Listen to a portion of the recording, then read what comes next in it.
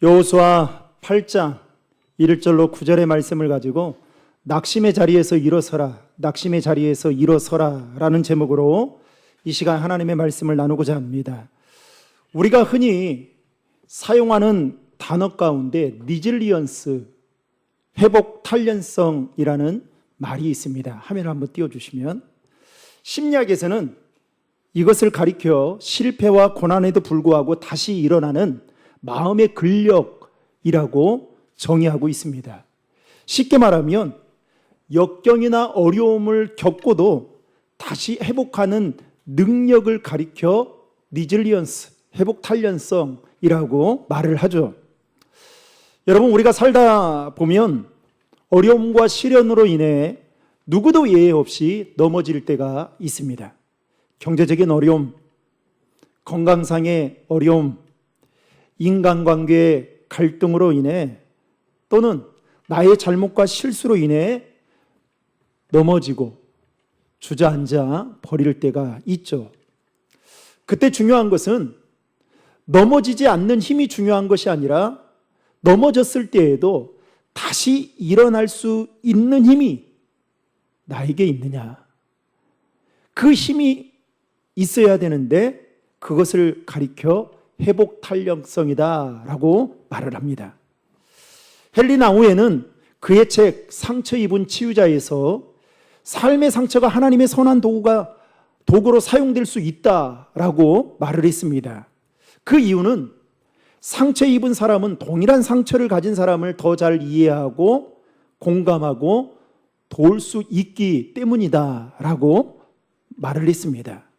하지만 그 전제 조건이 반드시 따라야 되는데 그 전제 조건은 무엇이냐? 자신이 먼저 회복되어야 한다라는 것입니다. 상처로부터 자신이 먼저 회복되어야 또 다른 상처를 가진 사람을 더 잘 이해하고 공감하고 도울 수 있다라는 것입니다.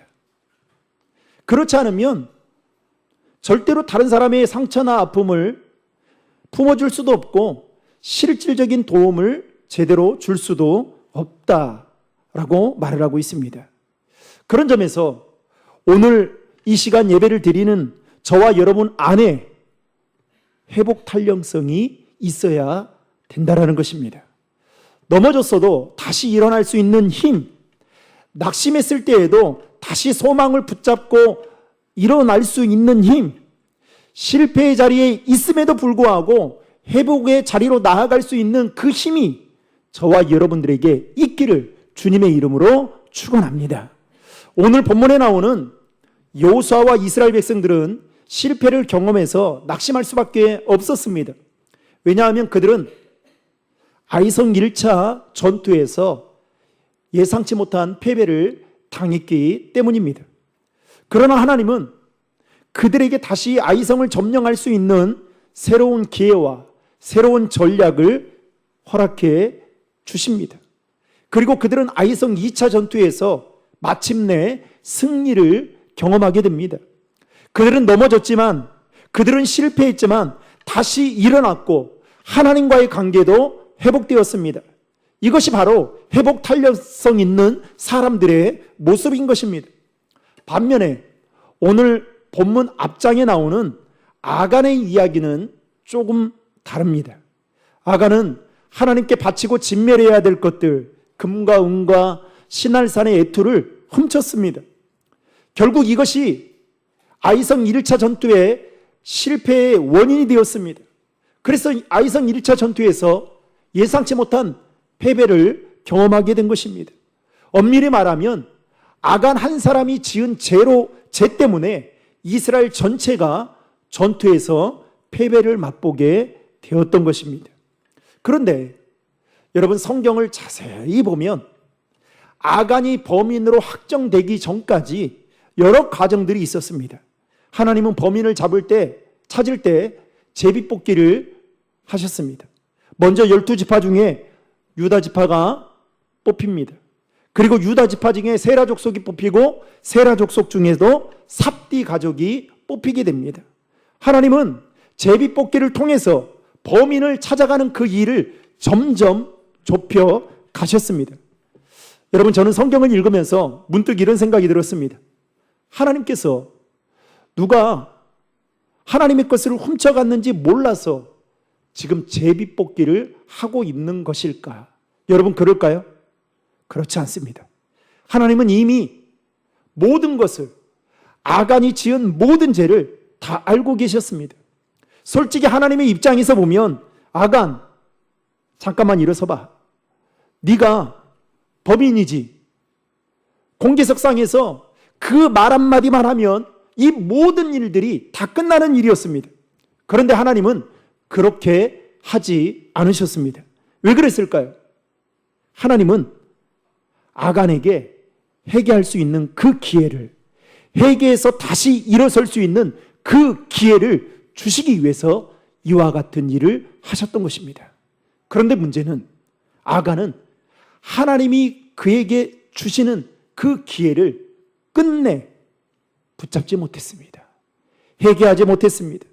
자신의 이름이 불려질 때까지 모르쇠로 일관하다가 결국에는 회복할 수 있는 그 기회를, 회복 탄련성의 그 은혜를 그는 놓치고 말게 되었습니다. 그에 반해 여호수아는 실패의 자리에서 다시 하나님을 바라보았습니다. 교만했던 것을 회개하고 기도보다 앞섰던 것을 회개하면서 하나님의 은혜를 구했습니다. 그러자 여호수아는 다시 한번 하나님 앞에서 다시 일어설 수 있는 기회를 얻게 됩니다. 낙심의 자리에서 일어나 회복과 승리를 맛보게 됩니다. 사랑하는 성도 여러분, 오늘 우리의 모습은 누구와 닮아 있습니까? 아간의 모습과 닮아 있습니까? 아니면 여호수아의 모습과 닮아 있으십니까? 혹시 지금 넘어짐의 자리에 여러분 있지는 않으십니까?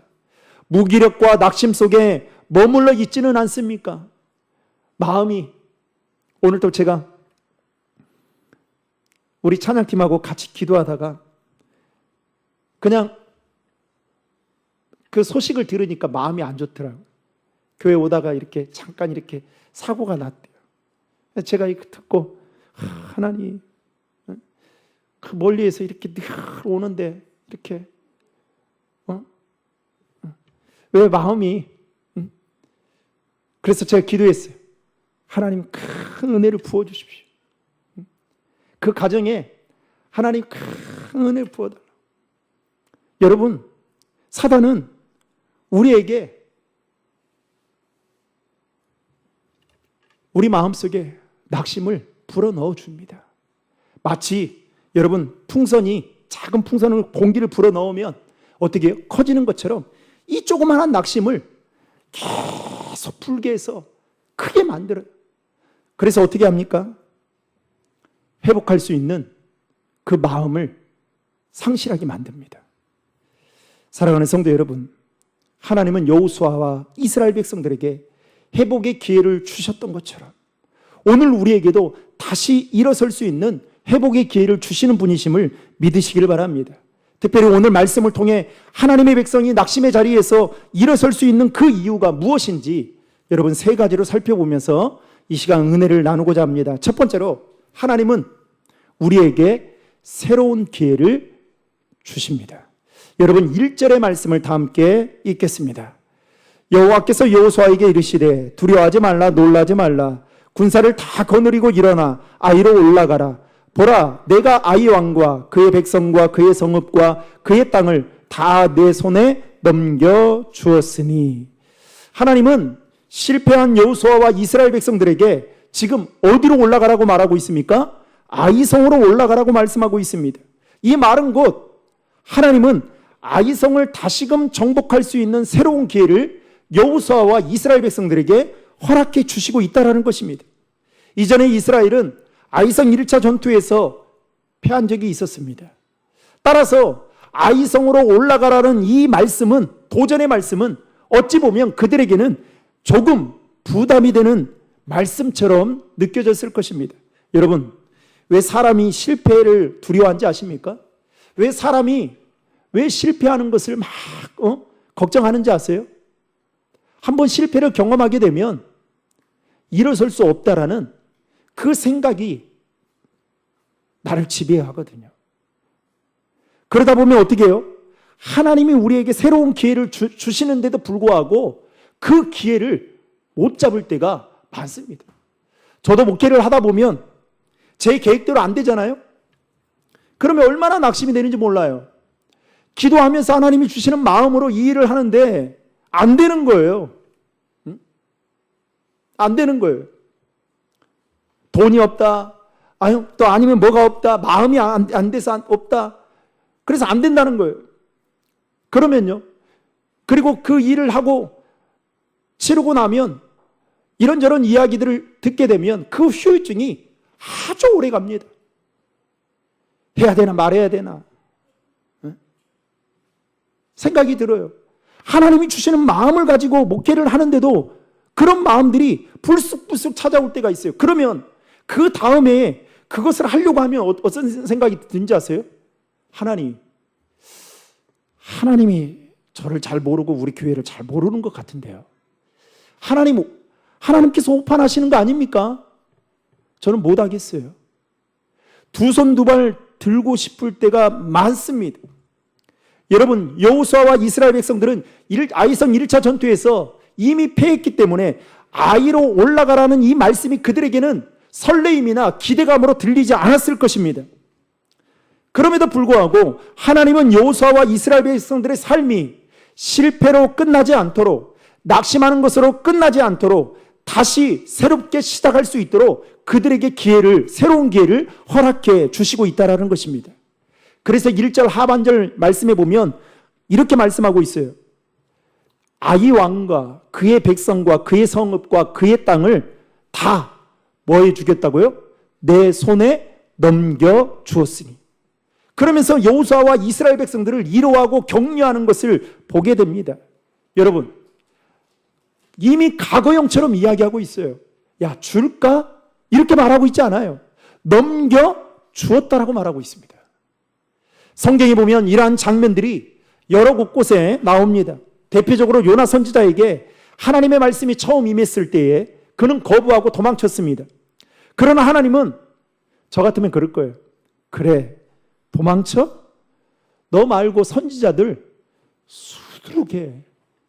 자, 이제 여기서 너와 나와의 관계는 끊자. 얼마나 좋습니까? 신경 쓰지 않아도 되잖아요. 요나 때문에 고민할 필요 없잖아요. 잠 못 이룰 필요 없잖아요. 그런데 여러분, 요나서 3장 1절에 보면 이렇게 말하고 있습니다. 요나서 3장 1절 말씀 다 함께 읽겠습니다. 여호와의 말씀이 두 번째로 요나에게 임하니라 이르시되. 여러분, 여호와의 말씀이 몇 번째 임했다고요? 두 번째로 요나에게 임했다. 이 말은 무슨 말입니까? 쉽게 말하면 하나님은 요나에게 새로운 기회를 주고 계신다라는 것입니다. 베드로도 예수님을 3번씩이나 모른다라고 부인했던 자였습니다. 여러분, 예수님이 얼마나 상심했을까요? 그것도 예수님의 12명의 수제자 중에 그래도 어디 가든지 내가 자랑할 만한 사람이 베드로였다라고 아마 생각했을 겁니다. 그런데 그가 그렇게 장담했던 그가, 부인하지 않을 거라고 장담했던 그가 예수님을 모른다라고 3번 부인하게 됩니다. 그러자 예수님께서 부활하시고 난 후에 그에게 찾아와 뭐라고 말씀하시냐면 내 양을 먹이라 라는 사명을 주십니다. 여러분에게 묻겠습니다. 여러분이 만약 예수님이라면 부활한, 여러분을 배신한, 여러분을 모른다라고 그렇게 모르쇠로 일관했던 베드로를 찾아가시겠습니까? 저 같으면 얄짤없죠. 그런데 예수님은 그렇게 하지 않고 베드로에게 찾아가 내 양을 먹이라 라는 귀한 사명을 주십니다. 한마디로 말하면 예수님은 자신을 부인한 베드로에게도 새로운 기회를 허락해 주시고 있는 것을 보게 됩니다. 여러분, 이러한 것을 볼 때에 베드로가 넘어진 자리는 넘어짐의 자리가 아니었습니다. 그들이 실패했던 자리는 실패의 자리가 아니었습니다. 왜냐하면 주님께서 그들에게 새로운 기회를 주심으로 말미암아 그들은 다시 일어설 수 있었기 때문입니다.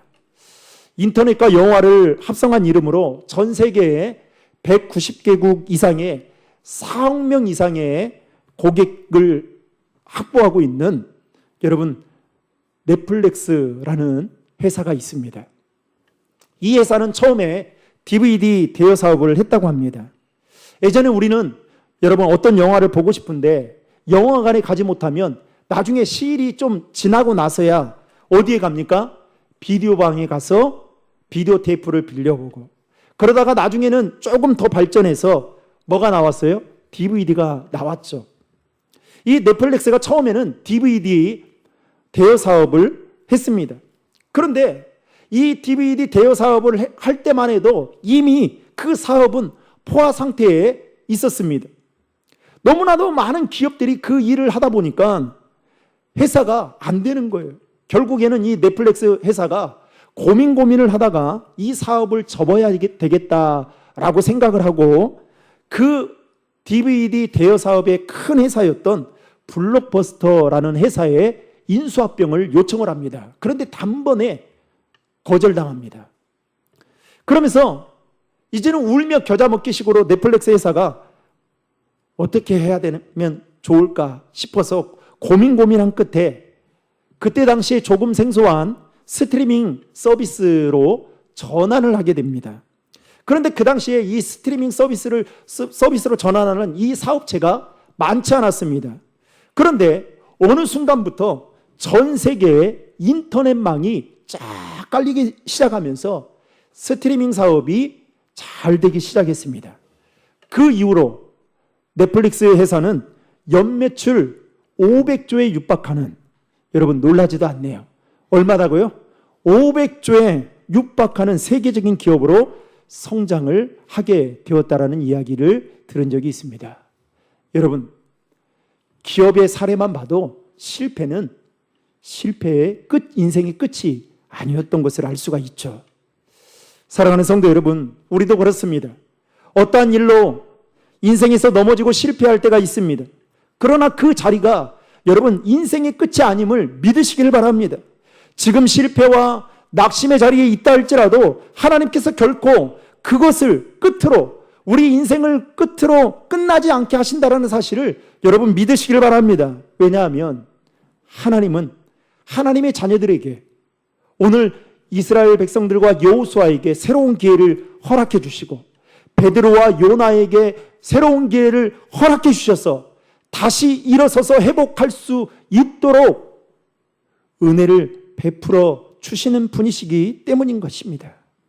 그러므로 사랑하는 성도 여러분, 지금 저와 여러분들이 머물고 있는 그 자리가 낙심과 실패의 자리라 할지라도 하나님께서 우리에게 새로운 기회를 허락해 주셔서 다시금 일어설 수 있게 한다라는 그 사실만으로도 여러분 회복할 수 있기를 주님의 이름으로 축원합니다. 두 번째로 하나님은 우리에게 새로운 전략을 주십니다. 여러분 2절의 말씀을 다 함께 읽겠습니다. 너는 여리고와 그 왕에게 행한 것 같이 아이와 그 왕에게 행하되 오직 거기서 탈취한 물건과 가축은 스스로 가지라. 너는 아이성 뒤에 복병을 둘지니라 하시니. 여러분 아이성 1차 전투에서 이스라엘은 정면승부로 나아갔다가 예상치 못한 패배를 경험하게 됩니다. 그러나 두 번째 전투에서 하나님은 여호수아에게 새로운 전략을 알려주십니다. 그것은 바로 복병 전술이었습니다. 한마디로 말하면 성 뒤에 군사를 매복시키라는 말씀이었습니다. 그래서 여호수아는 그 하나님의 말씀을 듣고 오늘 말씀에 보면 군사 3만 명을 뽑아 성 뒤에 매복을 시킵니다. 그리고 나머지 군사들에게 하나님께서 지시한 전략을 자세하게 설명하면서 전투 준비를 하게 하셨습니다. 여호수아의 지시에 따라 이스라엘 백성들은 아이성 군사들과 전투하는 과정 속에서 일부러 피하는 것처럼 도망을 가게 됩니다. 그때 도망가는 이스라엘 백성들을 보며 아이성 군사들이 방심을 하게 됩니다. 그리고 그들을 성 밖으로 유인합니다. 바로 그때 매복한 군사들이 성을 점령하고 불사르게 됩니다. 그 결과 아이성 2차 전투에서 이스라엘은 완벽한 승리를 맛보게 됩니다. 여러분, 하나님은 단순하게 싸우라고 말씀하신 것이 아니라 싸워서 승리할 수 있는 방법을 가르쳐 주셨습니다. 오순절 성령 강림 사건도 마찬가지입니다. 예수님께서 부활하시고 승천하신 다음에 제자들에게 땅끝까지 복음을 전하라고 명령하셨습니다. 하지만 여러분, 땅끝까지 복음을 전한다는 것이, 저는 신도림 지역에서 복음 전하는 것도 힘들던데요. 여러분, 땅끝까지 전도한다는 것이 여러분 결코 쉽지 않은 일이겠죠. 그런데 하나님은 이 일을 위해 세계 각국에 퍼져 있던 디아스포라 유대인들을 명절에 예루살렘을 방문했을 때에 그들에게 어떤 역사를 베풀어 주시느냐? 성령을 부어주십니다. 그러자 성령 받은 그들이 방언으로 무언가를 이야기하기 시작하게 되고, 그때 디아스포라 유대인들이 다음과 같은 말을 합니다. 여러분, 사도행전 2장 8절의 말씀을 다 함께 읽겠습니다. 우리 각 사람이 난 곳 방언으로 듣게 되는 것이 어찌 됨이냐. 여러분, 무슨 말이냐? 이 디아스포라 유대인들이 명절을 통해서 예루살렘에 방문했을 때 성령을 받게 되니까 그들의 입에서 방언을 하게 되는데, 놀랍게도 그 방언하는 말들이 자기 나라의 말로 복음을 듣게 했다라는 겁니다. 그래서 그 복음을 듣고 자기 고향으로 가서 복음의 씨앗을 심게 했습니다. 하나님은 선교의 전략으로 디아스포라 유대인들이 땅끝까지 그냥 무작정 나가라고 말씀하셨던 것이 아니라, 먼저 그들을 부르시고 그 다음에 그들에게 성령을 부어주신 다음에 자기 나라의 방언으로 하나님의 복음을 듣게 하신 다음에, 그 다음에 어떻게 해요? 자기 고향에 돌아가서 복음을 전하게 하는, 여러분, 놀라운 전략을 그들에게 보여주셨습니다. 사랑하는 성도 여러분, 우리의 삶의 길이 막힌 것처럼 느껴질 때가 있습니다. 마치 사방의 우겨쌈을 당하여 빠져나갈 길이 없어 보여도, 여러분, 저와 여러분들이 믿고 있는 하나님에게는 언제나 새로운 길이 있음을 믿으시길 바랍니다. 그리고 그 하나님은 우리를 새로운 길로 인도해 주시는 분이심을 믿고, 저와 여러분 모두가 그 힘으로 다시금 일어설 수 있기를 예수님의 이름으로 축원합니다. 마지막 세 번째로, 하나님은 우리를 예배의 자리로 인도해 주십니다. 여러분, 30절의 말씀을 다 함께 읽겠습니다. 그때의 여호수아가 이스라엘의 하나님 여호와를 위하여 에발산에 한 제단을 쌓았으니, 여러분, 이스라엘이 두 번째 아이성 전투에서 승리를 하고 난 이후에 하나님은 그들을 어디로 인도하셨다고요? 에발산으로 인도하셨다라고 말하고 있습니다. 그리고 그들은 그곳에서 제단을 쌓은 다음에 번제와 화목제를 드립니다. 여러분, 하나님은 이스라엘이 단순히 아이성 전투에서 승리한 경험으로 끝나는 것을 원치 않으셨습니다. 그들이 제단을 쌓고 번제와 화목제를 드리면서 이 승리가 누구에게서 온 것임을 확인하도록 하기 위해서, 기억하게 하기 위해서 이와 같은 말씀을 하셨다는 것입니다. 다시 말하면 이 승리가 너희들의 힘으로, 너희들이 가지고 있는 능력으로 이긴 것이 아니라 내가 너희들에게 베풀어준 은혜임을 기억하기 위해서 하나님은 승리하고 난 이후에 여호수아와 이스라엘 백성들을 에발산으로 이끄셨다는 것입니다. 그런 점에서 보면 여러분, 예배는 단순한 의식이 아니에요. 예배는, 저와 여러분들이 이 시간 드리고 있는 그 예배는, 이 예배는 어떤 의미가 담겨져 있느냐? 하나님이 과거에 저와 여러분들의 삶에 베풀어 주셨던 은혜, 그리고 지금 현재 하나님이 주시는 은혜, 앞으로 주실 하나님의 은혜를 기억하고 사모하며, 여러분, 우리의 정체성을 새롭게 확인하는 자리라고 말할 수 있는 것입니다. 그래서 예배가 얼마나 중요한지 몰라요. 볼링 용어 중에 여러분, 킹핀이라는 용어가 있습니다. 화면에 보시면 이 볼링 핀이 10개가 있지 않습니까? 그런데 이 10개의 핀을 모두 다 쓰러뜨리는 급소가 있다라는 거예요. 급소를 가리켜서 킹핀이라고 하는데, 여러분, 10개의 핀 중에 킹핀 핀이 어떤 핀이냐? 5번 핀입니다. 5번. 볼링을 칠 때 뭐 어떤 사람은 뭐 이렇게 스트레이트로 치는 사람도 있고 어떤 사람은 이렇게 훅으로 꺾어서 들어가도록 치는 사람도 있지만 중요한 것은 모두 다 10개의 핀을 쓰러뜨리려면 반드시 5번의 핀을 맞춰야만 10개의 핀이 다 쓰러집니다. 여러분, 성도의 삶의 킹핀이 무엇일까요? 저는 예배인 줄로 믿습니다. 저는 예배라고 생각해요. 따라서 예배가 무너지면 여러분 우리의 삶은 무너지게 되어 있습니다. 그러나 예배가 바로 서면 우리 인생이 다시 일어설 수 있어요.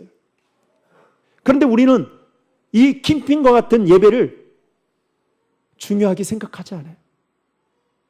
올해 우리 교회의 표어가 뭡니까? 예배와 전도에 힘쓰는 교회. 제가 기도했거든요. 하나님, 우리 교회 교인들 52주 다 주를 출석하게 해주세요. 올해만큼은.